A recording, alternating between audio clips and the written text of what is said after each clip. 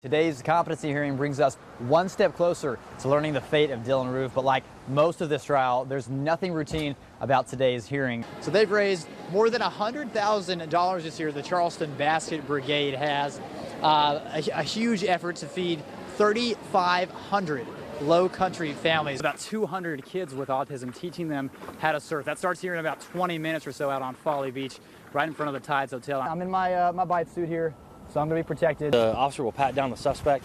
While he's patting down the suspect will injure the officer, which causes the dog to engage. So with a shrine like this, you think you've probably seen it all.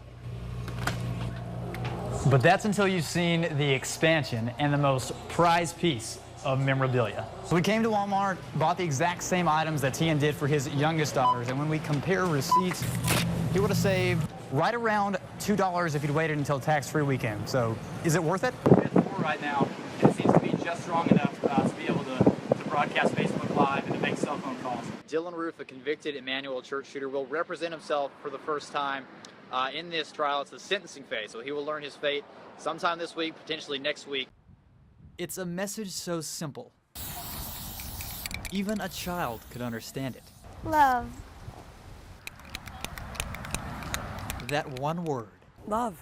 It holds so much power. It might make our world better. That's what Amelia Counts is counting on. For everyone to have love in their heart.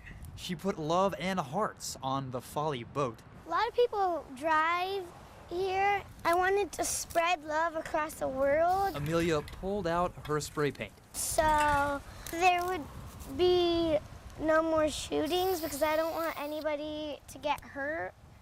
She makes her mother proud. She said, Mom, we need to go spread love. And I said, go. And she says, we got to put it in writing. And I said, all right, well, let's put it on the boat. That's where we're going to reach the most people. The word is so simple. It doesn't have to be complicated. She made it so simple. In one word, love. Amelia ponders her next move. Her mother only hopes she inherits a better world than the one she's seeing now. I love you. For me to look in their eyes and say, nothing's changed.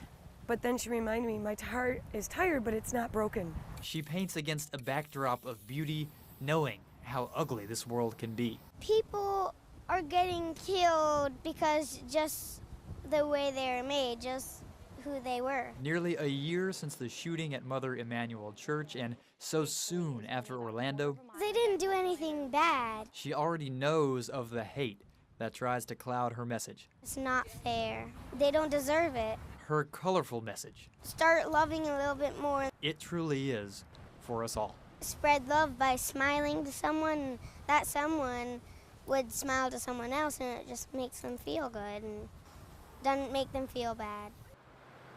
Oh, say, can you see? More than 40 singers sung the Star-Spangled Banner at the Joe.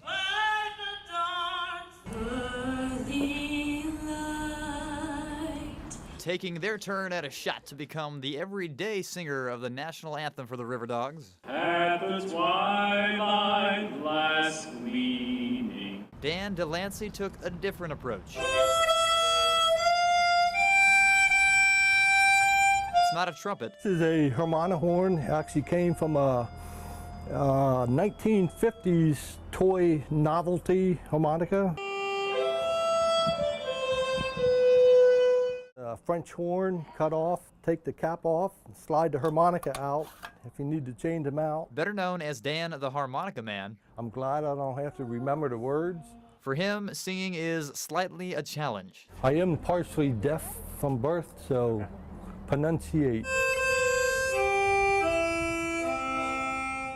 On a day when so many lend their voices,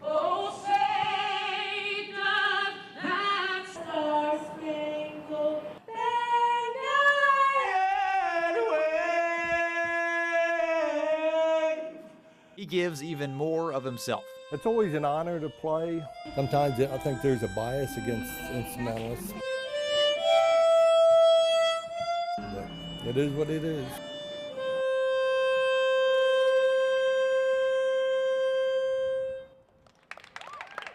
At the Joe, Brodie Hart, ABC News 4.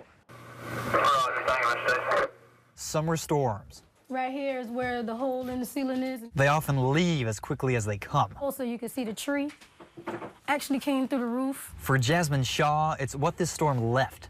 It was just really kind of depressing. You know, I left home and came back to this. This is what's left after the storm toppled a tree right on top of her house in Kingstree. When I got here, I saw the trees were down, and I kind of just rushed in the house because I was kind of wondering how it looked in the inside. The skies were barely clear before cleanup even began. I wasn't expecting this.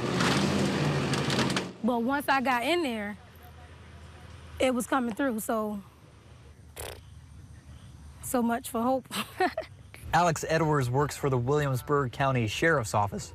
It was hail, the winds picked up, visibility was almost 0 to none. He says he still saw clearly what he had to do.